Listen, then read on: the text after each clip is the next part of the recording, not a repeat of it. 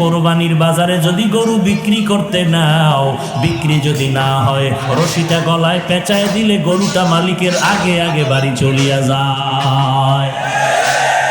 গরুটায় মালিকের থেকে সব, মালিকের থেকে একটা টাকাও পায় না। গরুটা দিয়ে তাকায় দেখ, ঘুমানোর জন্য একটা আরামের বিছানাও গরুটায় পাইল না। কই গোয়াল ঘরে শোয়ায় রাখলো, তাকায় দেখো গরুটা কত কষ্টে সেখানে রাত্র কাটায়। মশার কারণে ঘুমাইতে পারে না, ভালো বিছানার কোনো আয়োজন নাই। এরপরও গাভীটা সারাটা রাত সজাগ থাকে, বাচ্চারে দুধ দিতে পারে না।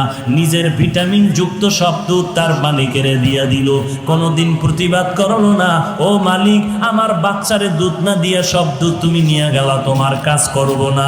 এই বলিয়া গরুটা কোনোদিন মালিকের সাথে বেয়াদবি করে নাই।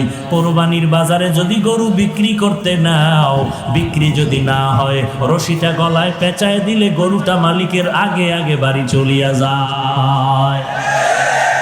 এরে বান্দা